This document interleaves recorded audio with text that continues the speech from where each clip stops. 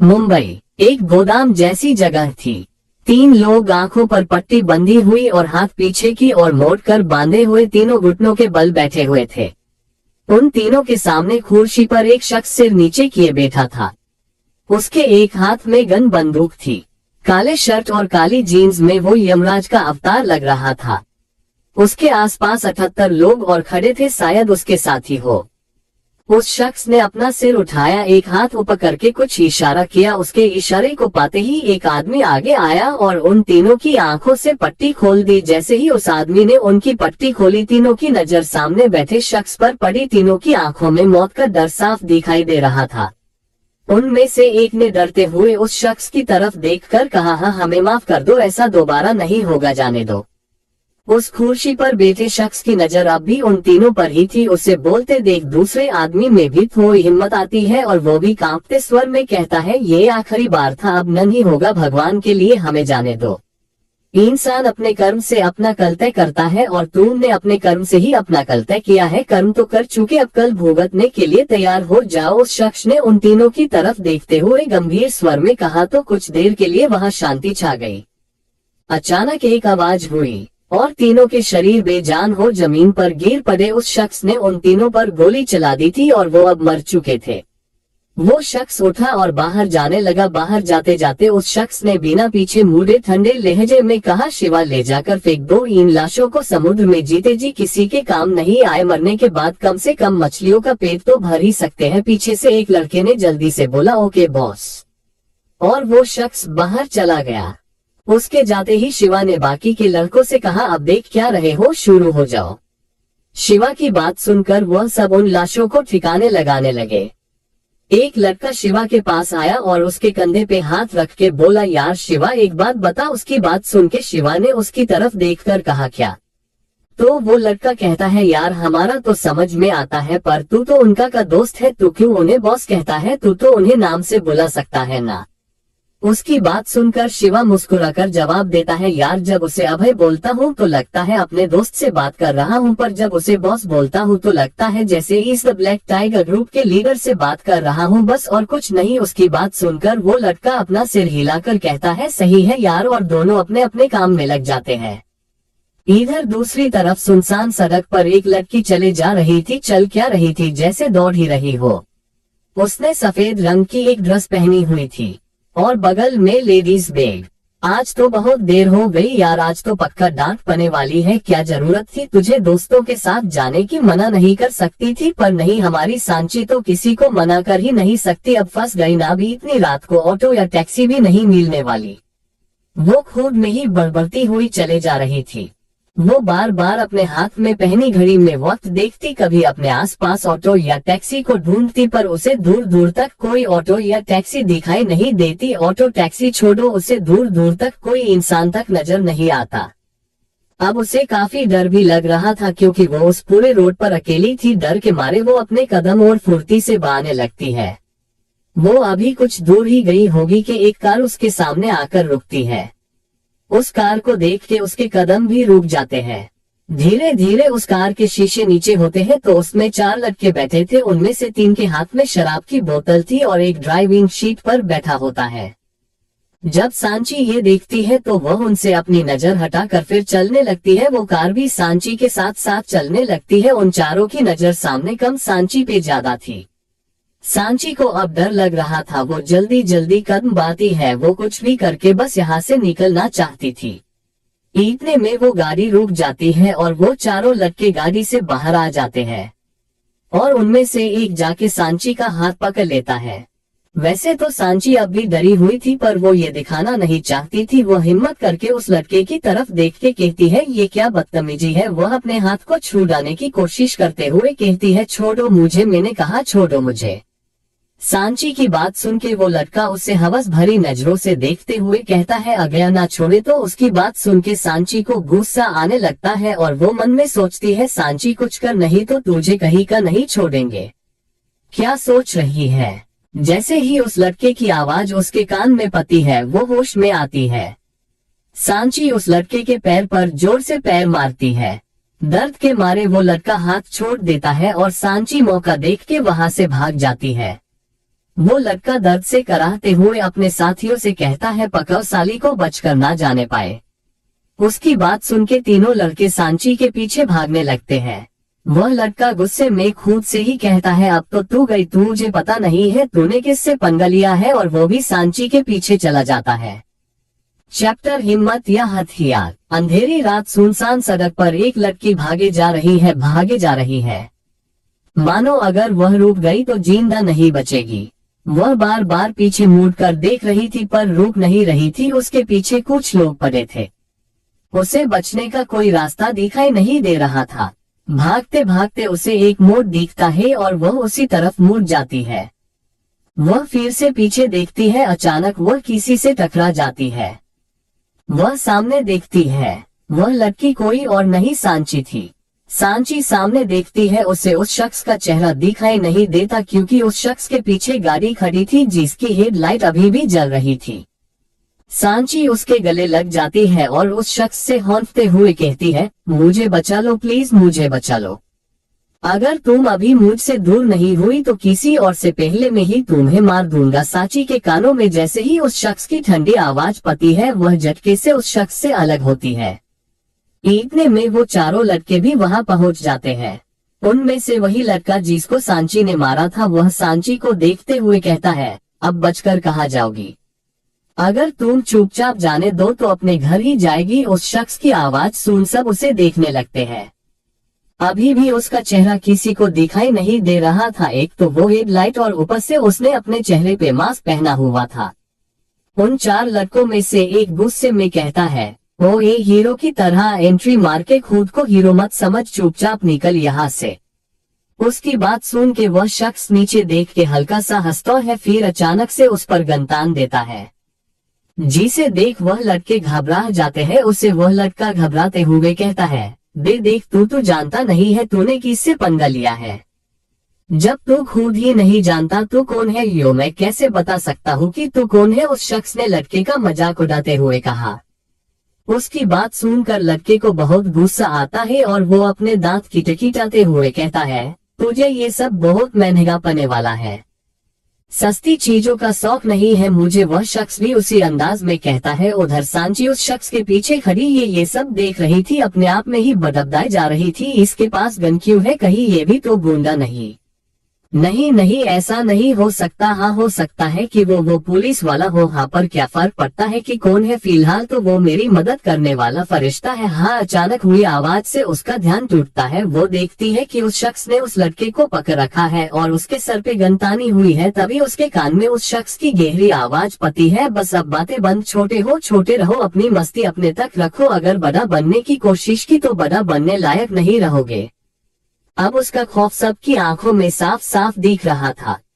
उन सब में से एक लड़का कांपती आवाज में बोला आप उसे छोड़ दीजिए, हम यहाँ से चले जाएंगे। हम गुड। उसने बस इतना कहा और उस लड़के को छोड़ दिया। जैसे ही उसने उसे लड़के को छोड़ा वह चारों लड़के वहां से 9-2-11 हो गए। जब वह लड़के वहां से चले गए तो उस शख्स ने अपनी गन कमर में लगा दी और बिना सांची की और देखे अपनी गाड़ी की तरफ चला गया। उसने जैसे ही गाड़ी का दरवाजा खोला उसे सांची की आवाज आया थैंक यू। उसकी बात सुनकर वह सांची की तरफ मुड़ के कहता है इसमें थैंक यू की क्या बात है, ये तो तुम भी कर सकती थी। उसकी बात सुन के सांची जल्दी से कहती है पर मेरे पास गन नहीं थी ना। किसी को हराने के लिए गन की नहीं हिम्मत की जरूरत होती है, और अगर तुम्हारे पास हिम्मत है तो तुम्हें किसी हथियार की जरूरत नहीं है। वह बहुत ठंडे लहजे में कहता है और जाने के लिए वापस मुड़ जाता है। सांची जल्दी से भाग के उसके पास जाती और कहती है क्या आप मुझे आगे तक छोड़ देंगे प्लीज, कैब बुक कर लो। वह बस इतना कह के अपनी गाड़ी में बैठ के वहां से चला जाता है। सांची खुद से कहती है कैसा बंदा है, इतनी रात को एक लड़की को अकेले छोड़कर चला गया, पर मेरे दिमाग में कैब की बात कैसे नहीं आई। फिर वह जल्दी से अपना फोन निकालती है और कैब बुक करती है। उधर कार में वह शख्स अपना मास्क उतारता है और तभी उसका फोन बजता है। वह फोन में नाम देखता है और फोन उठा के बोलता है हाँ शिवा बोलिए, और कोई नहीं अभय था। सामने से शिवा कहता है हम सब घर के लिए निकल चुके हैं, तो कहाँ है अभय। उसकी बात सुन के अभय पूछता है हम काम हो गया, तो सामने से शिवा कहता है जी बॉस। उसकी बात सुन के अभय हल्का सा मुस्कुरा कर कहता है, तू पहले तय कर ले, तू मुझे क्या कह के बुलाना चाहता है, बॉस या अभय। उसकी बात सुन के शिवा कहता है, तेरी फिक्र हो रही थी इसलिए दोस्त के नाते फोन किया, पर जब तूने सवाल पूछा तो तुझे बॉस मान के जवाब दिया। उसकी बात सुन के अभय मुस्कुरा कर कहता है, तू भी ना, तेरा कुछ नहीं हो सकता, अच्छा चल फोन रखा रहा हूँ, इतना कह के वह फोन रख देता है। फोन रखते ही उसके चेहरे के भाव एकदम सख्त हो जाते हैं। इधर सांची के पास भी कैब आ जाती है और वह उसमें बैठ के अपने घर की तरफ निकल जाती है। तो ऐस बड़ी ही रही अभय और सांची की पहली मुलाकात। ऐस बड़ी ही मुलाकात के बाद क्या हो पाएगा इन दोनों में प्यार, क्या ये मिलेंगे फिर से। चैप्टर 3 पराक्रम। अभय और सांची निकल पड़े थे अपनी अपनी मंजिल की तरफ, पर क्या ये वही पहुंचेंगे जहां इन्हें जाना है या इनकी मंजिल खुद तय करेगी इनका सफर। रात के करीब 12 बजे एक गाड़ी आकर रुकती है। उस सड़क के आसपास सिर्फ घना जंगल था। वह गाड़ी जंगल की तरफ बने लगती है। वैसे तो वह गाड़ी सड़क के किनारे पे ही थी, पर उसे इस तरह झाड़ियों में छुपाया था कि कोई नहीं कह सकता था कि वहाँ कोई गाड़ी खड़ी है। उस गाड़ी से अभय बाहर आता है और गाड़ी को लॉक करके पैदल ही जंगल की तरफ निकल पड़ता है। इधर दूसरी तरफ सांची भी अपने घर पहुंच चुकी थी। वह जैसे ही घर का दरवाजा खोलती है तो देखती है पूरे घर की लाइट्स बंद थी। वह खुद से ही कहती है, शुक्र है बाबा नहीं है, वरना आज तो तू गई ही थी। वह अपने जूती निकालती है और दबे पैर सीढ़ियों की तरफ जाने लगती है कि तभी अचानक लाइट्स चालू ऑन हो जाती है। ये देख के सांची भूत की तरह वही जमसी जाती है। इतनी देर कैसे हो गई आपको? पीछे से एक रौबदार आवाज सांची के कानों में पड़ती है। वह पीछे पलटती है तो देखती है एक लगभग 50 साल का आदमी रात को सोने वाले कपड़े पहने हुए अपने दोनों हाथ बांधे खड़ा था। उसे देखते ही सांची जल्दी से उसकी तरफ बढ़ते हुए कहती है, सॉरी, वो दोस्तों के साथ चली गई थी तो देर हो गई। फिर अपने कान पकड़ के मासूम सी शकल बना के कहती है, माफ कर दीजिए, आगे से ऐसा कभी नहीं होगा प्लीज। और उस शख्स को देखने लगती है। वह शख्स थोड़ी देर तक उसे ऐसे ही घूर के देखता है, फिर मुस्कुराकर कहता है, चले ठीक है, माफ किया आपको। ये सुनते ही सांची उस शख्स को गले लगा लेती है और जोर से कहती है, थैंक यू बाबा। बस ठीक है। वह शख्स इतना कह के उससे अलग होता है और कहता है, पर आप हमें कम से कम फोन करके तो बता सकती थी ना, पता है कितनी फिक्र हो रही थी हमें आपकी। ये सुन के सांची फिर कहती है, सॉरी ना बाबा, मैं आपको परेशान नहीं करना चाहती थी इसलिए। तो वह शख्स मुस्कुरा के कहता है, ठीक है, आपने खाना खाया? तो सांची अपना सर हाँ में हिला देती है। ये देख के वह शख्स सांची के माथे को चूम लेता है और कहता है, ठीक है, आप जाकर सो जाए, सुबह आपको कॉलेज भी जाना है ना। उसकी बात सुनकर सांची हम गुड नाइट बाबा बस इतना कह के सीढ़ियों की तरफ बढ़ जाती है। वह शख्स भी अपने कमरे की तरफ चल पड़ता है।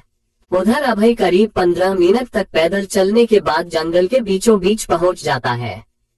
जंगल के बीचों बीच एक बड़ा सा गेट, उस गेट पे 4 बॉडीगार्ड पहरा दे रहे थे। अभय को देखते ही वह शख्स गेट खोल देते हैं और अभय अंदर चला जाता है। अंदर जैसे एक पूरा गोफ बसाया हुआ हो ऐसा लग रहा था। ये द ब्लैक टाइगर गैंग का अड्डा था, जहां का राजा था अभय सिंह शेखावत। अभय की मर्जी के बगैर वहां परिंदा भी पर नहीं मार सकता था। उस जगह का नाम था पराक्रम। पराक्रम में सिर्फ वही आया जा सकता था जिसे अभय की इजाजत होती थी। अभय और उसकी पूरी गैंग पराक्रम में ही रहा करती थी। पराक्रम ही उनका घर और यही उनकी दुनिया भी थी। अभय जैसे ही अंदर जाता है उसे सामने ही शिवा मिल जाता है। शिवा उसे देखते ही उसके पास जाता है और कहता है, क्या कहाँ रह गया था, इतनी देर कैसे हो गई? अभय उसके कंधे पे हाथ रख के कहता है, कुछ नहीं यार, बस ऐसे ही। और वहां से जाने लगता है। उसे जाता देख शिवा उसका हाथ पकड़ कर रोक लेता है और उससे पूछता है, तूने खाना खाया? अभय बिना उसकी तरफ देखे कहता है, भूख नहीं है, बस थोड़ी देर अकेला रहना चाहता हूँ। शिवा उसका हाथ छोड़ देता है। अभय वहां से सीधा अपने कमरे में चला जाता है।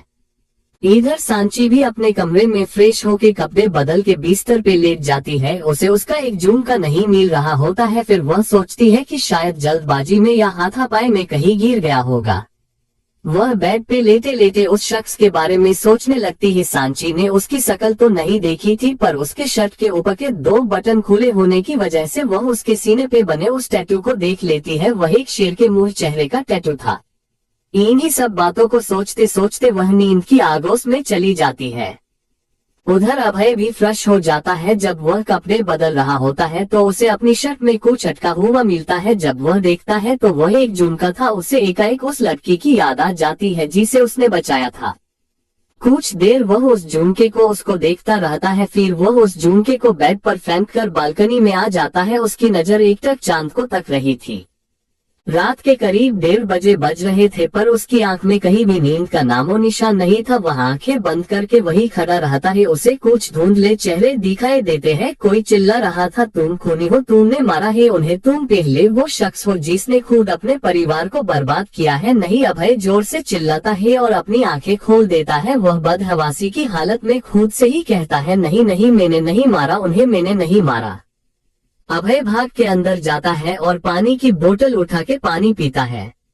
उसका पूरा चेहरा पसीने से भीगा हुआ था। वह वॉशरूम में जाता है और ठंडे पानी से मुंह धो के वापस कमरे में आता है और बेड पर लेट जाता है, पर उसे नींद नहीं आ रही थी। वो करवट बदलता है तो उसके हाथ में कुछ आता है। वह जब देखता है तो उसके हाथ में वही झुमका था। वह उस झुमके को देखता रहता है और पता नहीं कब उसे नींद आ जाती है और हव सो जाता है। चैप्टर 4 झुमका। ये अगला दिन था। सुबह जब सांची की आंख खुली, सुबह के 6 बजे बज रहे थे। वह जल्दी से उठ के बाथरूम में चली जाती है। लगभग आधे घंटे बाद वह नहा के बाहर आती है। उसने सफेद रंग का सिंपल अनारकली सूट पहना था, जिसके साथ पंचरंगी दुपट्टा, जिसमें वह बेहद खूबसूरत लग रही थी। अरे, हमने आपको सांची और अभय के बारे में तो बताया ही नहीं, तो चलिए जानते हैं। सांची सिंह, उम्र 20 साल, रंग गोरा, ऊंचाई 52, नशीली आंखें, गुलाबी होठ, पतली कमर, काले लंबे बाल जो कमर से भी नीचे थे। उसके दोनों आंखों के बीच नाक की हड्डी पर एक काला तिल था जो सांची की खूबसूरती को और निखारता था। दूर से वो तिल माथे पे बिंदी जैसा लगता था, जिस वजह से सांची कभी बिंदी नहीं लगाती थी। Sanchi the health and life hospital and college में 2nd ईयर की स्टूडेंट थी। उसका सपना था एक बड़ा डॉक्टर बनने का। अभय सिंह शेखावत, उम्र 29 साल, रंग गोरा, ऊंचाई 62, गहरी आंखें, पतले होंठ, गठीला बदन जिसे देख कोई भी फिदा हो जाए। चेहरे पे हल्की दाढ़ी और कान से थोड़ा नीचे तिल जैसे भगवान ने खुद नजर का काला टीका लगाया हो। अभय एक गैंगस्टर है। उसकी दुनिया सिर्फ उसकी गैंग और उसके दोस्त है। सांची तैयार होके नीचे जाती है। वह सांची के बाबा पहले से नाश्ता कर रहे थे। वह पुलिस यूनिफॉर्म में थे। सांची उन्हें देख उनके पास चली जाती है और बहुत ही जोश के साथ उन्हें सल्यूट करते हुए कहती है, good morning DCP Adhiraj Singh. उसकी बात सुन के अधिराज जी भी मुस्कुराकर कहते हैं, good morning doctor Sanchi Singh. और दोनों बाप बेटी मुस्कुराने लगते हैं। सांची की पूरी दुनिया उसके बाबा ही थे। वह जब 3 साल की थी उसकी माँ चल बसी थी, तब से अब तक सांची को उसके बाबा ने ही पाल पोस के बड़ा किया था। दोनों ही एक दूसरे के लिए उनका सब कुछ थे। ऐसे की बातें करते करते दोनों नाश्ता करते हैं। फिर सांची कॉलेज और अधिराज जी अपने काम पर निकल पड़ते हैं। इधर जब अभय उठता है तो सुबह के 9:30 बज रहे थे। ये देख अभय खुद भी हैरान था, क्योंकि उसे सुबह 4 बजे उठने की आदत थी। वो कितना भी देरी से सोए या ना सोए, वह हमेशा 4 बजे ही उठता था। फिर आज कैसे? अचानक उसकी नजर अपने हाथ में पके झुमके पर पड़ती है। कुछ देर यूं ही देखने के बाद वह बेड से उठता है, उस झुमके को साइड टेबल पर रखकर बाथरूम में चला जाता है। कुछ देर बाद वह कमर पे टॉवल लपेटे बाहर आता है। फिर जल्दी से कपड़े पहन के रेडी हो जाता है। वह सफेद शर्ट और ब्लू जीन्स में बहुत ही हैंडसम लग रहा था। वह साइड टेबल से अपना फोन, वॉलेट और गन उठाता है। उसकी नजर फिर से उस झुमके पे पड़ती है। पता नहीं क्यों, पर अभय उस झुमके को उठा के अपनी जेब में रख लेता है और कमरे से बाहर आ जाता है। सामने ही उसे अपने दोस्त दिख जाते हैं। अभय के दोस्त शिवा, हर्षद, विक्रम और परम, चारों अनाथ हैं। इन 5 का एक दूसरे के अलावा कोई नहीं है। अभय उनके पास जाते ही कहता है, आज 2 किडनैपिंग करनी है। सब उसे देख के बस हाँ में सर हिला देते हैं। तो रेडी? अभय फिर से कहता है। चारों एक साथ खड़े हो जाते हैं और एक साथ कहते हैं रेडी, और एक दूसरे की तरफ देख के मुस्कुराने लगते हैं। फिर चारों जंगल से बाहर आकर गाड़ी में बैठ के निकल पड़ते हैं। हर्षद पूछता है, वैसे हम जा कहाँ रहे हैं? अभय बिना उसकी तरफ देखे बिना किसी भाव के कहता है, health and life hospital. Harshad, hospital क्यों, कोई बीमार है क्या? अभय अपने उसी अंदाज में कहता है, बीमार है नहीं पर होने वाला है। हर्षद, क्या मतलब? अभय, डीसीपी अध पे बढ़ी ई की मात्रा रुपया की मात्रा जसिंग आजकल कुछ ज्यादा ही उड़ रहा है, पंख तो काटने पड़ेंगे ना। उसकी बात सुन हर्षद थोड़ा कंफ्यूज होते हुए कहता है, पर हॉस्पिटल में तो डॉक्टर होते हैं ना कि पुलिस वाले, तो हमें तो पुलिस स्टेशन जाना चाहिए ना कि हॉस्पिटल। उसकी बात सुन सब उसे घूरने लगते हैं। फिर अभय कहता है, हम वहाँ डीसीपी को किडनैप करने नहीं जा रहे, हम वहाँ उसकी कमजोरी को ढूंढने जा रहे हैं। हर्षद, मतलब? अभय, डीसीपी का परिवार, उसकी दुनिया सब उसकी बेटी ही है और उसकी सबसे बड़ी कमजोरी भी। इधर सांची अपने कॉलेज पहुंच चुकी थी, वह सीधा अपने दोस्तों के पास जाती है, उसकी दोस्त सोनम, पूर्वी और निशा। सांची को लड़कों से दोस्ती करना पसंद नहीं था, इसलिए उसकी ज्यादातर दोस्त लड़कियों ही थी। चारों सहेलियां थोड़ी देर बात करती है, फिर क्लास में चली जाती है। उधर अभय और उसके साथी भी हॉस्पिटल पहुंच जाते हैं। आधे घंटे बाद पहला लेक्चर खत्म होगा, तुम लोग लड़की को लेके निकल जाना और मैं लड़के को लेके आ जाऊंगा, ओके? अभय उन चारों को समझाते हुए कहता है। उसकी बात सुन के शिवा कहता है, वो सब ठीक है, पर हम उस लड़की को पहचानेंगे कैसे? देखा तो नहीं है मैंने उसे, पर उसका नाम सांची सिंह है और इस नाम की कोई दूसरी लड़की नहीं है। पूरे कॉलेज में ढूंढो उसे, सब अपना सरहा में हिलाते हैं और अपने अपने काम में लग जाते हैं। चैप्टर 5, तुम हैवान हो। पराक्रम, एक अंधेरे कमरे में दो लोग कुर्सी पर बैठे हुए थे। दोनों के हाथ पैर बंधे हुए थे, दोनों शायद बेहोश थे। उनमें से एक लड़का और एक लड़की थी। उस लड़की को धीरे धीरे होश आने लगता है, उसे अपने आसपास सब धुंधला दिखाई देता है। अचानक उसकी नजर अपने पास बैठे लड़के पर पड़ती है। वह लड़का अभी बेहोश था, उसे देख लड़की को याद आता है, ये उसी के कॉलेज का लड़का था। वह लड़की और कोई नहीं बल्कि सांची ही थी। राघव, राघव उठो प्लीज, सांची अपनी घबराई हुई आवाज में कहती है। शायद राघव पहले से थोड़ा होश में था। सांची की आवाज सुन के राघव अपनी आंखें खोलता है। वह अपने आसपास देखते हुए कहता है, ये कौन सी जगह है, हम कहाँ हैं? उसकी बात सुन के सांची कहती है, ये तो मुझे भी नहीं पता कि हम कहाँ हैं, पर शायद हम किडनैप हो गए हैं। शायद नहीं, तुम पक्का किडनैप ही हुए हो। दरवाजे से अंदर आता हुआ अभय रोबदार आवाज में कहता है। उसकी आवाज सुनकर राघव और सांची दोनों की नजर उस पर जाती है। एक पल के लिए तो दोनों अभय को बस देखते ही रह जाते हैं। अभय अंदर आता है, उसके पीछे हर्षद और शिवा भी अंदर आते हैं। अभय सांची और राघव के सामने वाली कुर्सी पर बैठ जाता है। सांची और राघव अभी उसे ही देख रहे थे। क्या हुआ, कभी कीर्ति पर नहीं देखे क्या? हर्षद उन दोनों का मजाक उड़ाते हुए कहता है, तो अभय उससे घूरने लगता है। हमें यहाँ क्यों लाया गया है? अब की सांची अभय की तरफ देखते हुए कहती है, पर अभय राघव की तरफ देखते हुए कहता है, तुम्हारा कर्मकाल पे भारी पड़ गया। राघव सिंगानिया और अचानक उसे सूट कर देता है। शिवा और हर्षद को इसमें कोई बड़ी बात नहीं लगती, पर सांची वो तो जैसे ये देख के जमसी जाती है। इसे यहाँ इसलिए लाया गया था। अभय राघव के बेजान शरीर की तरफ इशारा करते हुए सांची से कहता है, रही बात तुम्हारी तो वो भी जल्दी ही पता चल जाएगा। अभय सांची सकी तरफ देखते हुए कहता है। सांची बहुत कुछ कहना चाहती थी, चीखना चाहती थी, लेकिन जैसे उसकी आवाज ही नहीं निकल रही थी।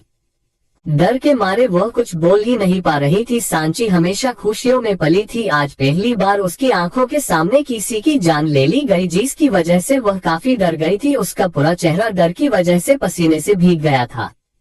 इसे दूसरे रूम में शिफ्ट करो, वह सांची की तरफ इशारा करते हुए कहता है और जाने लगता है। अचानक वह रुक जाता है और बिना पीछे मुड़े अपनी उसी रौबदार आवाज में कहता है, और इस लाश को ले जाके फेंक दो जंगल में, बेचारे किसी जानवर का पेट भर जाएगा। और जाने लगता है। ऐसा कैसे कर सकते हो तुम? अभय के कानों में सांची की कांपती आवाज पती है तो उसके कदम वही ठहर जाते हैं। हाथों से वह बिना पीछे मुड़े ठंडी आवाज में कहता है और फिर जाने लगता है। ये गलत है, अभय के कानों में फिर सांची की वही आवाज पती है। और मैं गुनाहगार? अभय फिर वैसे ही कहता है। तुम इंसान नहीं हैवान हो, सांची इस बार रोते हुए कहती है। अभय उसकी आवाज सुन के पलटता है और सांची के सामने वाली कुर्सी पर बैठ के उसकी तरफ देखते हुए ठंडे लहजे में कहता है, मैं इंसान हूँ या हैवान, इससे तुम्हें कोई फर्क नहीं पड़ता। मैं तुम्हें यहाँ लाया हूँ और मैं ही तुम्हें जाने भी दूंगा पर वक्त आने पर, लेकिन जब तक यहाँ हो ये जो आवाज है इसे गले में ही रहने दो, वरना शायद ये बची कुची आवाज भी ना निकले। अभय की बात सुन के अब सांची का डर जैसे कहीं गायब सा हो गया और गुस्से में चीखते हुए कहती है, नहीं तो क्या करोगे, मुझे भी मार दोगे? मार दो, सामने हूँ मैं तुम्हारे, मार दो मुझे भी। सांची की आंखें लाल हो गई थी और आंसू बस बहे जा रहे थे। उसकी बात सुन के अभय कहता है, वो भी कर दूंगा पर अभी नहीं, थोड़ा इंतजार कर लो, क्योंकि अगर अभी तुम मर गई तो डीसीपी साहब हमारी बात कैसे मानेंगे? तो शहर के इतने बड़े गुंडे को अपनी बात मनवाने के लिए एक लड़की का सहारा लेना पड़ रहा है, वो कमाल है। सांची एक बनावटी अंदाज में कहती है। अचानक अभय सांची के जबड़ों पे अपनी पकड़ बनाता है और बहुत गुस्से में कहता है, मुझसे उलझने की कोशिश भी मत करना, मैं वो आग हूँ जो लोहे को राख कर दूं, तुम्हें तो शायद राख भी ना मिले। और गुस्से में वहाँ से उठ के बिना सांची की तरफ देखे रूम से बाहर चला जाता है। इधर सांची बस उसे जाते हुए देखती रहती है और उसके साथ कोई और भी था जो अभय को ऐसे गुस्से में बाहर जाते हुए देख रहा था, और वो थे हर्षद और शिवा। उन्होंने आज से पहले किसी भी लड़की को अभय से या अभय को किसी लड़की से ऐसे बात करते हुए नहीं देखा था। हर्षद फिर सांची की तरफ चौंक कर देखते हुए और उसकी तारीफ करते हुए कहता है, तुम तो काफी हिम्मत वाली हो, अभय से ऐसे बात कर ली, क्या बात है भाई, मैं तो इम्प्रेस हो गया तुमसे। उसकी बात सुन सांची उसकी आंखों में देखते हुए कहती है, मैं डरती नहीं हूँ उससे। शिवा सांची को देख के कुछ सोचने लगता है, फिर कहता है, ठीक है, मैं तुम्हें दूसरे रूम में शिफ्ट करवा देता हूँ कोमल। और जोर से किसी को आवाज देने लगता है। उसकी आवाज सुन के एक लड़की अंदर आती है। शिवा सांची की रस्सियों को खोल देता है और उस लड़की से सांची को दूसरे कमरे में ले जाने को कहता है। कोमल सांची को लेके वहां से जाने लगती है कि तभी पीछे से शिवा की आवाज आती है, यहाँ से भागने की कोशिश मत करना क्योंकि भाग नहीं पाओगी। चैप्टर अभय का गुस्सा। पराक्रम अभय बहुत गुस्से में अपने कमरे में आता है। वह पहले बोतल उठा के पानी पीता है, फिर गुस्से में ही अपनी शर्ट उतार कर सोफे पे फेंक देता है। जब अभय शर्ट फेंकता है तो उसे कुछ गिरने की आवाज आती है। जब वह देखता है तो वह सांची का झुमका था। अभय कुछ देर उसे देखता है, फिर एक गहरी सांस भरता है और जाके उस झुमके को उठा लेता है। उस झुमके को हाथ में लेके उसे देखने लगता है और उसे कुछ याद आता है। 2 घंटे पहले जब सांची को पराक्रम में लाया जाता है, उसके थोड़ी देर बाद अभय राघव को लेके आता है। उसे देख के शिवा और हर्षद दोनों उसके पास चले जाते हैं। काम हो गया? अभय उनकी तरफ देख के पूछता है। अंदर है, शिवा रूम की तरफ इशारा करते हुए कहता है। हम इसे दूसरे रूम में ले जाओ, मैं जरा अंदर देख के आता हूँ, अभय राघव की तरफ इशारा करते हुए कहता है और अंदर चला जाता है। शिवा और हर्षद उसे ले जाने लगते हैं। इधर अभय रूम में आता है तो देखता है एक लड़की बेड पर बेहोश पड़ी है। अभय दूर से ही उसे देखता है, सफेद रंग के कपड़े, पंचरंगी दुपट्टा, पैरों में पायल। अभय को उसका चेहरा नहीं दिख रहा था क्योंकि उस लड़की के खुले बाल उठ के उसके चेहरे पे आ रहे थे। अभय उसके करीब जाता है और उसके चेहरे से बाल हटा के उसके कान के पीछे करता है। उस लड़की के चेहरे को देख के अभय चौंक जाता है क्योंकि ये वही लड़की थी जिसकी उसने मदद की थी, जिसका झुमका उसके पास था। अभय की नजर उसके गले में पहने आईडी कार्ड पर पड़ी है। जब अभय उस कार्ड को देखता है तो उसमें उस लड़की का नाम सांची सिंह था। अभय को समझ आ जाता है कि यही सांची सिंह है, डीसीपी अधिराज सिंह की बेटी। थोड़ी देर ऐसे ही रहने के बाद अभय वहां से बाहर आ जाता है और मन में सोचता है, कोई फर्क नहीं पड़ता कि वो कौन है, मुझे उससे कोई लेना देना नहीं है, और वहां से चला जाता है। अब अभय उस झुमके को गुस्से में आके जोर से जमीन पे फेंक देता है और बाथरूम में चला जाता है। मैं भागने की कोशिश करूंगी भी नहीं क्योंकि मुझे पता है मेरे बाबा आएंगे और तुम सबको हरा के मुझे यहाँ से लेके जाएंगे, पर तब तक मैं यहाँ आराम से रहूंगी क्योंकि मुझे पता है मैं तुम लोगों के लिए इम्पोर्टेंट हूँ, तो मुझे मारने से तो रहे। सांची बड़े आराम से शिवा की बात का जवाब देती है। हालांकि वह अभी भी अंदर से डर रही थी, पर उसे पता था कि उसे अपने बाबा के आने का इंतजार करना है और तब तक उसे यहाँ डट के रहना पड़ेगा क्योंकि वो यहाँ से नहीं भाग सकती थी। हम समझदार हो, शिवा सर हिलाते हुए कहता है। कोमल सांची को दूसरे रूम में ले जाती है। इधर अभय नहाकर वापस आता है तो शिवा उसी के कमरे में खड़ा होता है। क्या हुआ? अभय टॉवल से अपना सर पूछते हुए शिवा से पूछता है। भाई डीसीपी को फोन किया क्या? शिवा उसकी बात का जवाब देता है। नहीं, 24 घंटे बीत जाने दो फिर। अभय बिना उसकी तरफ देखे ठंडे लहजे में कहता है। पर 24 घंटे बाद क्यों? शिवा कंफ्यूज होते हुए कहता है। ये तो 24 घंटे बाद अपने आप पता चल जाएगा, लेकिन तब तक उस लड़की पे नजर रखना और इसकी सारी इन्फॉर्मेशन निकालो। अभय कहता है तो शिवाजी भाई के वहां से चला जाता है। उधर कॉलेज में सांची को बहुत देर से ना देखने की वजह से सांची की दोस्त काफी घबरा जाती है। सोनम कहती है, निशा पूर्वी तुम दोनों ने ठीक से कॉलेज में चेक किया ना? कोई जगह रह तो नहीं गई? पूर्वी लंबी सांस छोड़ते हुए कहती है, नहीं सोनम, हमने हर जगह चेक कर लिया पर सांची कहीं नहीं मिल रही है। निशा कहती है, ऊपर से फोन भी बंद आ रहा है। क्या करे? अंकल को बता दे क्या कि सांची नहीं मिल रही है? सोनम निशा और पूर्वी को देखते हुए कहती है। तो निशा जल्दी से कहती है, नहीं नहीं, अंकल को बताया तो वो चिंता करेंगे, थोड़ी देर और इंतजार करते हैं, शायद वापस आ जाए। सोनम और पूर्वी भी उसकी बात मान लेते हैं और वही सांची का इंतजार करने लगते हैं। इधर सांची दूसरे रूम को ध्यान से देखने लगती है। वह रूम काफी अच्छा था। ये किसका कमरा था? सांची उस रूम को देखते हुए कोमल से पूछती है। ये किसी का कमरा नहीं है, पर हाँ फिलहाल ये कमरा तुम्हारा है। किसी का नहीं है तो इतने सलीके से सेट क्यों किया हुआ है? सांची असमंजस में कोमल से कहती है। क्योंकि अभय भाई को सब सलीके से पसंद है और यही नहीं, पराक्रम के ऐसे बहुत से कमरे जिनमें अभी कोई नहीं रहता, वह सब ऐसे ही सलीके से सेट किए हुए हैं। कोमल मुस्कुराते हुए जवाब देती है। पराक्रम? सांची फिर से सवाल करती है। हाँ पराक्रम, इस जगह का नाम है, बहुत बड़ी है ये जगह और अभय भाई ने खुद इस जगह को यानी पराक्रम को तैयार किया है। कोमल जवाब देती है। फिर सांची कुछ नहीं पूछती। फिर कोमल कहती है, अच्छा अब तुम आराम करो, मैं चलती हूँ। और इतना कह के कोमल वहां से चली जाती है और उसके जाते ही सांची कमरे का दरवाजा बंद कर देती है और दरवाजे से लगकर बैठ जाती है। अपने दोनों हाथों को अपने होठों पे रख देती है और फुट फुट कर रोने लगती है। चैप्टर 7 कहा गई सांची। अभय बिना शर्ट पहने आकर बिस्तर पर लेट जाता है और लेटे लेटे ही छत को घूरने लगता है और कुछ सोचने लगता है। इधर सांची की रोते रोते हिचकियां बंध चुकी थी। वह रोते हुए ही कहती है, मैं चाहे खुद को कितना भी मजबूत दिखाऊं, लेकिन मैं नहीं हूँ मजबूत, मैं यहाँ नहीं रह सकती, मुझे यहाँ से जाना है, प्लीज बाबा जल्दी आइए और मुझे यहाँ से ले जाए, मेरा दम घुट रहा है यहाँ। और रोते रोते वही लेट जाती है और वही लेटे लेटे उसे नींद आ जाती है और वही रोते रोते सो जाती है। उधर शाम के 6 बजे बज रहे थे। कॉलेज कब का खत्म हो चुका था। सोनम पूर्वी और निशा से कहती है, मुझे लगता है हमें अंकल को बता देना चाहिए। तो पूर्वी और निशा दोनों उसकी बात से सहमति जताती है। सोनम जल्दी से फोन निकालती है और अधिराज जी को फोन लगा देती है।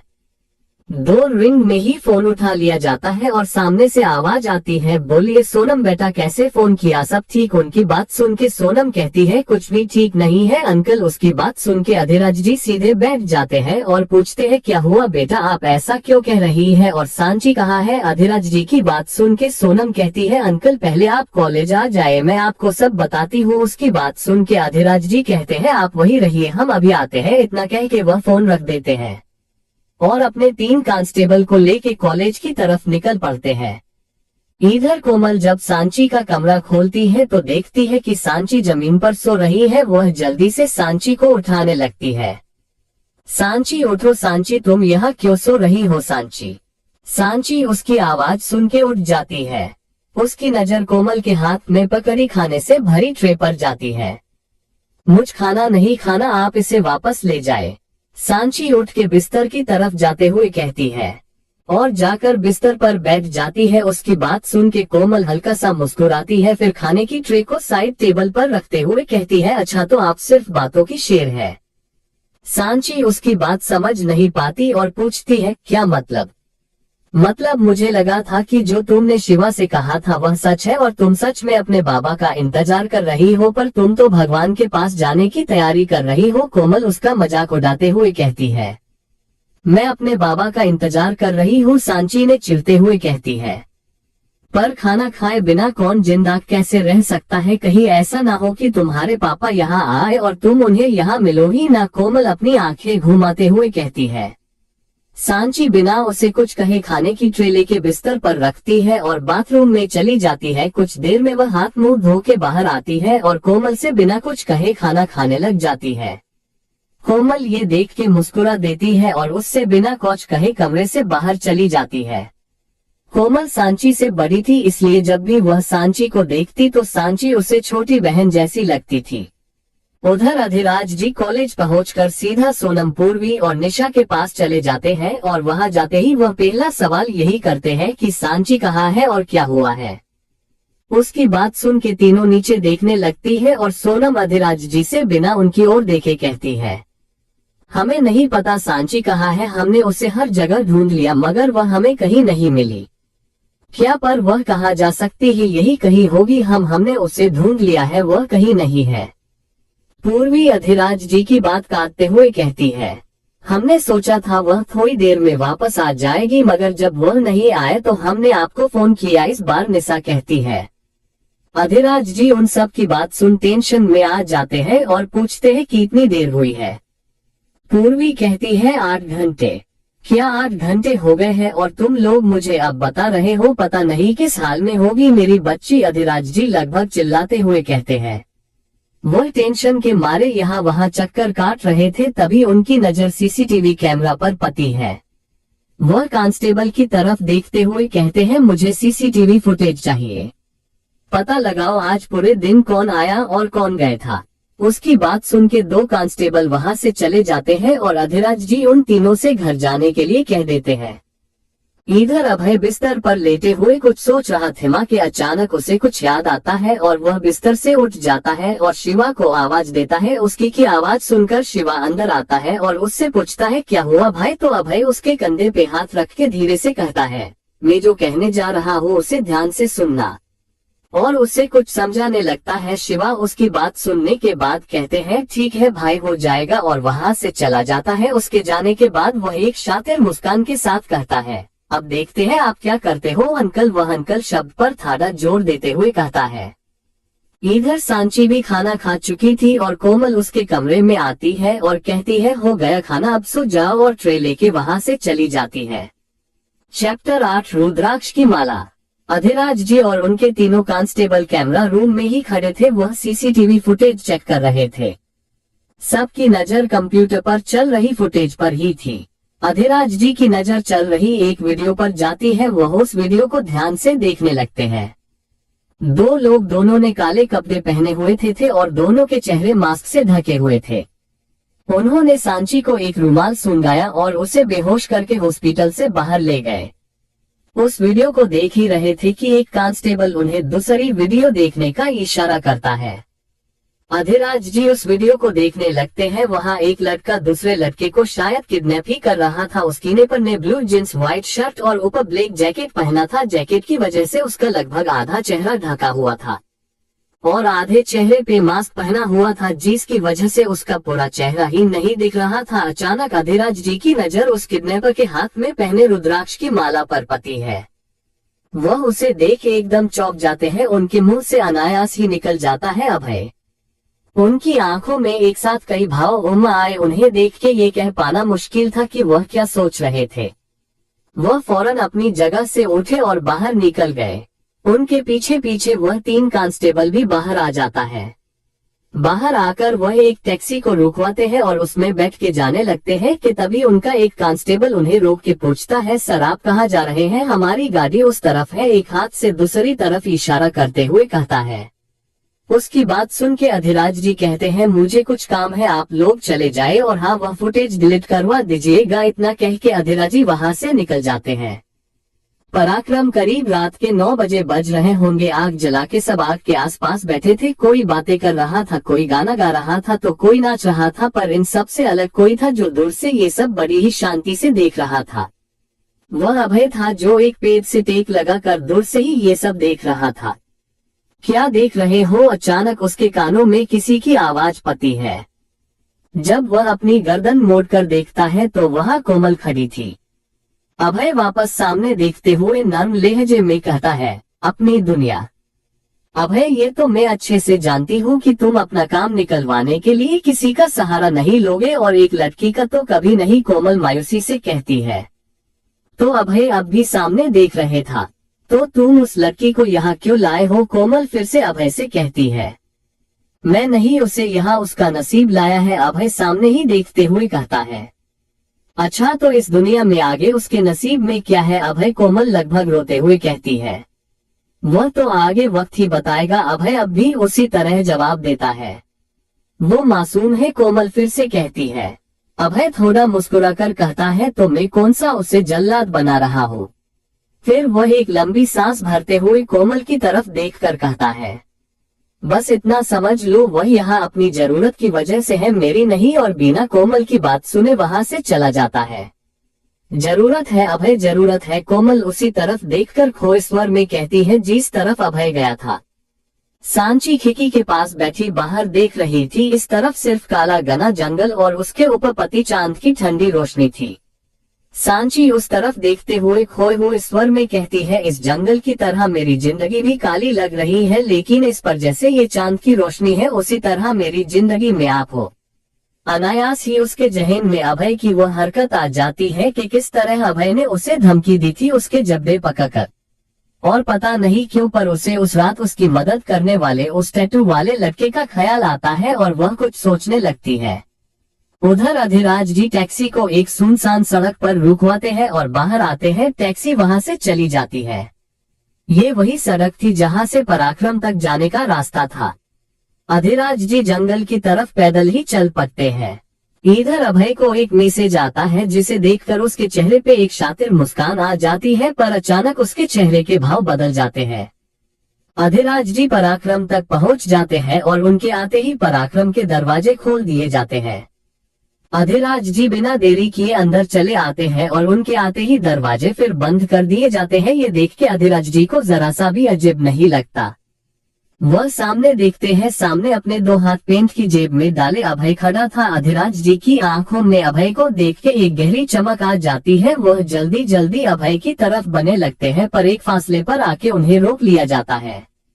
बहुत देर लगा दी आने में डीसीपी साहब, अभय कड़वाहट से कहता है। सांची तुम्हारे पास है, अधिराज जी ठंडे लहजे में कहते हैं। सही पहचाना डीसीपी साहब, आपकी दुनिया यही है मेरी दुनिया में। अचानक अभय ये क्या बोल गया उसे तक पता नहीं चला। क्यों लाए हो उसे यहाँ? अधिराज जी लाचारी से कहते हैं। आपके पास दिल करने के लिए मेरे लोग थे, तो मैंने सोचा मेरे पास भी दिल करने के लिए आपका कोई होना चाहिए ना, तो बस। अभय बहुत ही लापरवाही से कहता है। चैप्टर 9 बेताज बादशाह। सांची कहाँ है अभय? अधिराज जी का लहजा अब भी ठंडा था। उनकी बात सुनकर अभय शिवा की तरफ देखकर अपनी गर्दन हिलाता है तो शिवा वहां से चला जाता है, पर अगले ही पल वह वापस आकर अभय के पीछे खड़ा हो जाता है। थोड़ी देर में कोमल सांची को लेकर आती है और उसे ले जाकर अभय के सामने खड़ा कर देती है। सांची अभय को लाचारी भरी नजरों से देखने लगती है। उसकी आंखें अब भी लाल थी। अपने बाबा से नहीं मिलोगी? अभय अपना एक हाथ अधिराज जी की तरफ करके कहता है। सांची उस तरफ असमंजस में देखती है। अचानक अपने बाबा को वहां देखकर सांची की आंखों से आंसू बहने लगते हैं। वह उनकी तरफ भागकर जाने लगती है कि अचानक उसे एक खिंचाव महसूस होता है। जब वह पीछे मुड़ के देखती है तो अभय ने उसका हाथ कस के थामा हुआ था। वह अभय की तरफ देखकर रोते हुए धीरे से कहती है, प्लीज। अभय अधिराज जी की तरफ देखकर कहता है, अपनी बेटी चाहिए तो मुझे मेरे आदमी लौटा दो। वक्त है आपके पास, आराम से सोच समझकर फैसला लीजिएगा, तब तक आपकी बेटी यहाँ सेफ रहेगी। तुम्हारे साथ वैसे भी उसे कुछ नहीं हो सकता। अभय अधिराज जी वैसे ही कहते हैं। उनकी बात सुन के सब कंफ्यूज हो जाते हैं। वही अभय गुस्से में लगभग चिल्लाते हुए कहता है, ध्यान से देखिए मिस्टर अधिराज सिंह, मैं अभय सिंह शेखावत नहीं अभय हूँ, सिर्फ अभय पराक्रम का बेताज बादशाह जो अपने मतलब के लिए कुछ भी कर सकता है। वह अपने दोनों हाथ फैलाकर कहता है। फिर थोड़ा शांत होते हुए कहता है, मेरे लिए किसी को मारना कोई बड़ी बात नहीं है, चाहे वो कोई और हो या आपकी बेटी, मुझे कोई फर्क नहीं पड़ता। अधिराज जी कुछ कहने को हुए कि अभय ने हाथ दिखाकर उन्हें रोक दिया। विक्रम, इन्हें पूरी इज्जत के साथ इनके घर तक छोड़ के आया जाए। और बाहर की तरफ इशारा करता है, जिसे देख विक्रम अधिराज जी की तरफ बढ़ता है और उन्हें बाहर चलने के लिए कहते हैं। अधिराज जी एक नजर सांची की तरफ देखते हैं, वह अब भी रो रही थी। फिर वह अभय की तरफ देखते हैं जो गुस्से में सामने की ओर देख रहा था। फिर उनकी नजर सांची के हाथ पर पड़ती है जिसे अभी भी अभय ने थाम रखा था।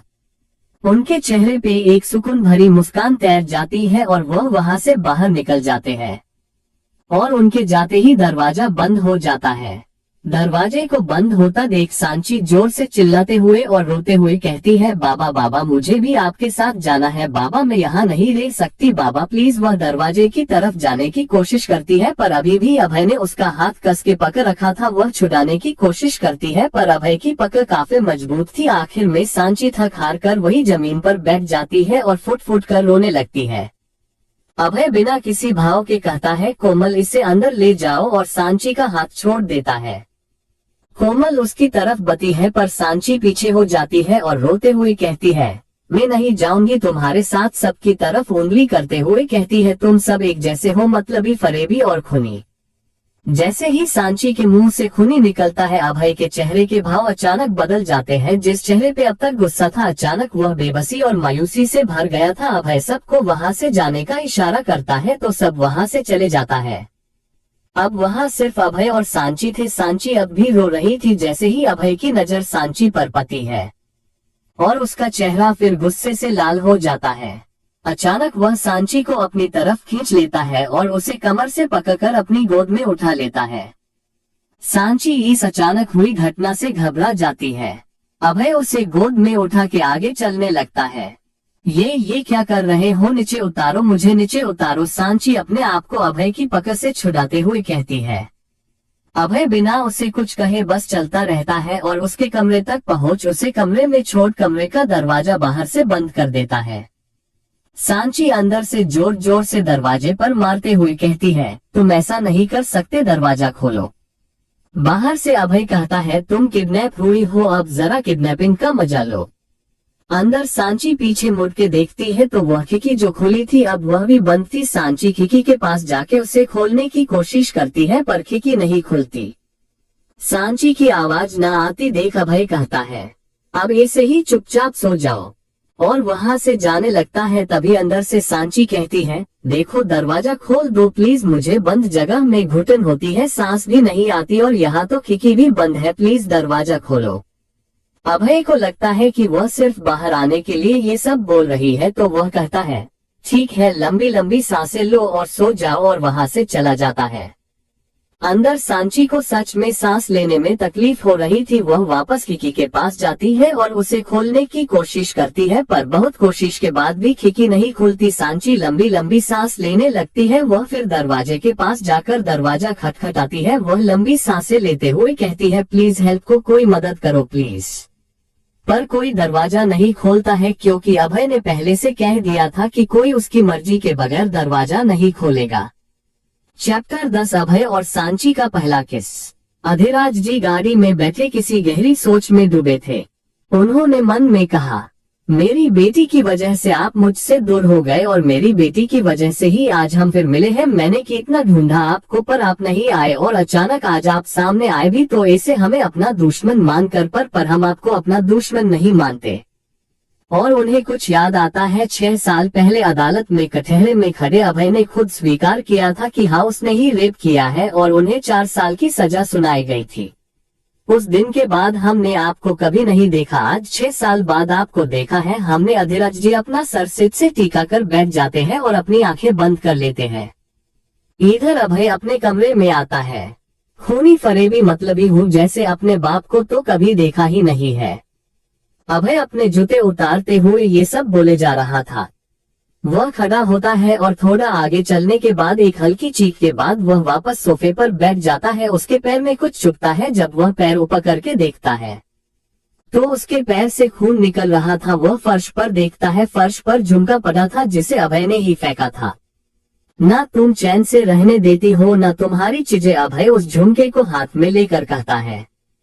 अचानक उसे कुछ याद आता है और वह कोमल को आवाज लगाता है। 3-4 बार आवाज लगाने पर जब कोमल नहीं आती तो अभय सोचता है कहीं वह मेरी बात टालकर सांची के पास तो नहीं चली गई, देखना पड़ेगा। इतना कहकर वह कोमल को देखने चला जाता है। उसने पैरों में कुछ नहीं पहना था और अब भी उसके पैर से खून निकल रहा था, पर उसका अपने पैर पर ध्यान ही नहीं जाता है।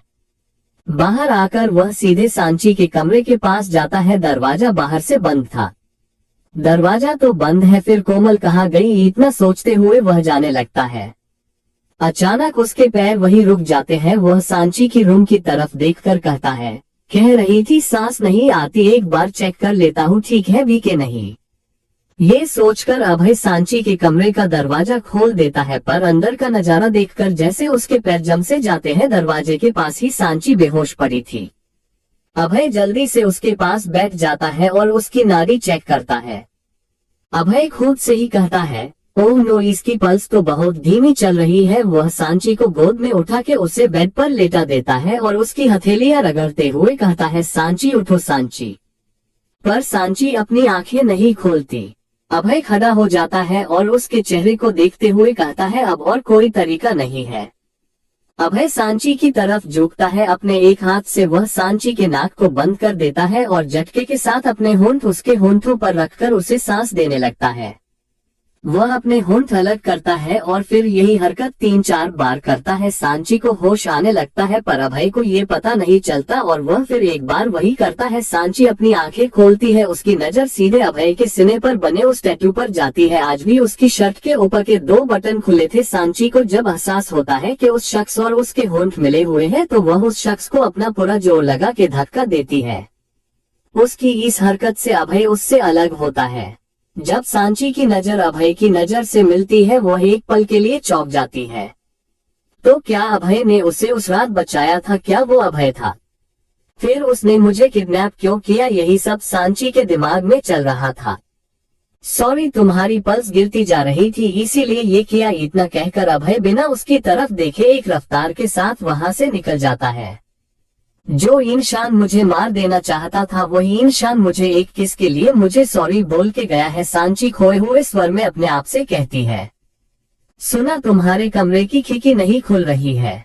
ये आवाज सुनकर सांची अपने होश में वापस आती है। उसकी नजर दरवाजे पर खड़े शिवा पर जाती है। वह अपना सर हिलाकर हाँ कह देती है तो शिवा अंदर आके उस खिड़की को खोलने लगता है। अब इतना तो सांची को समझ आ जाता है कि शिवा को अभय ने ही भेजा था। लो खुल गई। शिवा खिड़की को खोल कर कहता है, अब मैं चलता हूँ। इतना कह के वह कमरे से बाहर जाने लगता है। एक बात बताओ, अगर कोई बुरा है और वह अच्छा बन के रहे तो वह गलत है, पर अगर कोई अच्छा है और वह बुरा बने के रहे तो वह क्या है? सांची खोए हुए स्वर में कहती है। उसकी आवाज सुन के शिवा वहीं रुक जाता है और उसकी तरफ पलट कर कहता है, पहली बार किसी ने उसे सही पहचाना है। सांची उसकी तरफ सवालिया नजरों से देखती है जैसे पूछ रही हो वह ऐसा क्यों है। शिवा भी जैसे उसकी बात समझ गया हो वह पलट कर जाने लगता है और जाते जाते बिना सांची की तरफ मुड़े कहता है, धीरे धीरे तुम्हें सब पता चल जाएगा। और वहां से जाने लगता है। तभी सांची पीछे से उसे रोकते हुए कहती है, सुनो, उसके पैर में चोट लगी है। सांची की बात सुन के शिवा पीछे मुड़ के उसे देखने लगता है। वह थोड़ा हैरान था, पर सांची की नजर उस पर नहीं थी। शिवा जब उसकी नजरों का पीछा करता है तो देखता है वह जमीन पर पड़े उस खून को देख रही है। वह सांची की तरफ देखता है और फिर जल्दी से कमरे से बाहर चला जाता है। चैप्टर 11 शिवा की फिक्र। पराक्रम। अभय अपने कमरे में आता है और सीधा बालकनी में चला जाता है। वह आसमान की तरफ चेहरा करके आंखें बंद कर लेता है और बहुत धीरे से कहता है, मैं किसी को अपने करीब नहीं आने दूंगा, कभी नहीं, और किसी लड़की को तो बिल्कुल भी नहीं। उसकी आंखों की किनारी से आंसू बहने लगते हैं। इतनी देर में उसके कान में शिवा की आवाज पती है। वह अपनी आंखें खोलता है और जल्दी से आंसू पोंछ लेता है और पलट कर कहता है, यहाँ हूँ। शिवा उसके पास आ जाता है और कहता है, तेरे पैर में चोट लगी है। अभय को तब याद आता है कि उसके पैर में चोट लगी थी। वह अपने पैर की तरफ देखता है और कहता है, हाँ लगी तो है। फिर शिवा की तरफ देख के कहता है, पर तुझे कैसे पता? उसकी बात सुनकर शिवा अपने दोनों हाथ बांध कर कहता है, जरा अपने कमरे की हालत तो देख। उसकी बात सुन अभय उसके थोड़ा साइड से कमरे में देखता है तो पूरे कमरे में खून के निशान थे। अभय अपने पैर को ऊपर करके देखता है, उसके पैर का पंजा पूरा खून से लाल था। उसे ऐसा करते देख शिवा कहता है, अब ये मत कहना कि तुझे पता ही नहीं ये कैसे हुआ। अभय जल्दी से कहता है, नहीं मुझे पता है ये कैसे हुआ है। शिवा उसकी बात सुन अपने दोनों हाथ कमर पर रखकर कहता है, फिर भी तूने इस पर कोई इलाज नहीं किया। अभय कुछ बोलने को हुआ कि शिवा ने उसे चुप करा दिया और उसका हाथ पकड़कर ले जाकर बेड पर बिठा दिया। उसने फर्स्ट एड बॉक्स लिया और अभय के पैर के पास बैठ गया और उसका पैर अपने गोद में लेकर उसे रुई से साफ करने लगा। अभय ने भी कुछ नहीं कहा, वह बस प्यार से शिवा को अपनी फिक्र करते देख रहा था। कहने को तो वह दोस्त थे पर भाइयों जैसा प्यार था उनके बीच, वह एक दूसरे के लिए जान दे भी सकते थे और जान ले भी सकते थे।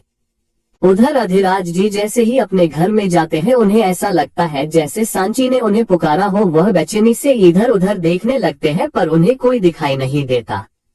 वह समझ जाते हैं कि उन्हें बस सांची की याद आ रही है, इसलिए उन्हें ऐसा लगा जैसे सांची ने उन्हें पुकारा हो। वह थककर सोफे पर जाके बैठ जाते हैं और एक नजर पूरे घर को देखते हैं। आज उन्हें ये घर बहुत सूना सा लग रहा था। उन्होंने अपने कंधे को सोफे से टीका लिया। उन्हें अभय की कई सारी बातें याद आ रही थी।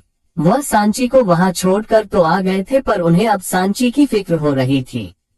इधर सांची खिड़की के पास बैठी किसी गहरी सोच में डूबी थी। उसे वह सब याद आ रहा था जो उसके और अभय के बीच में हुआ था। वह मन में कहती है, उसका मुझे बचाना, बगैर मेरा फायदा उठाए वहां से चले लाना, मेरा किडनैप करना, बाबा का उसको इतनी इज्जत देना, उनका उस पर भरोसा होना, उनका बिना किसी ना नुकुर के मुझे यहाँ पर छोड़कर चले जाना, उसका मेरी मदद करना, मुझे सॉरी कहना, शिवा का मुझसे वह बातें कहना। अचानक वह अपनी सोच से बाहर आती है और चांद को देखते हुए कहती है, इसका मतलब बाबा उसे पहले से जानते हैं। और कुछ सोचते हुए कहती है, या बाबा का उसके साथ कोई रिश्ता है, पर बाबा का उससे कैसे रिश्ता और क्या जो उन्होंने मुझे तक नहीं बताया, जिसकी वजह से उन्हें अपनी बेटी से ज्यादा उसकी फिक्र थी। हाँ देखा था मैंने आपकी आंखों में, आप उसे जिस तरह देख रहे थे जैसे किसी प्यासे को पानी मिल गया हो, पर क्यों। फिर सांची एक गहरी सांस छोड़ती है और कहती है, अब इन सवालों के जवाब या तो मुझे आप देंगे या वो। सांची बेड पर जाकर बैठ जाती है। सांची उन लड़कियों में से बिल्कुल नहीं थी जो जल्दबाजी में फैसला ले ले। वह बहुत सुलझे विचारों वाली थी। वह कोई भी फैसला बिना सोचे समझे कभी नहीं लेती थी। हाँ उसे आदत थी अपने आप में बदलने की, लेकिन वह अपनी तकलीफ से कभी किसी को तकलीफ नहीं देती थी। अभय के कमरे में शिवा खड़े होते हुए कहता है, ये ले हो गया, अब तो आराम कर, मैं चलता हूँ। ठीक है जा, जाते जाते कोमल को यहाँ भेजता जाना, अभय उसकी बात का जवाब देते हुए कहता है।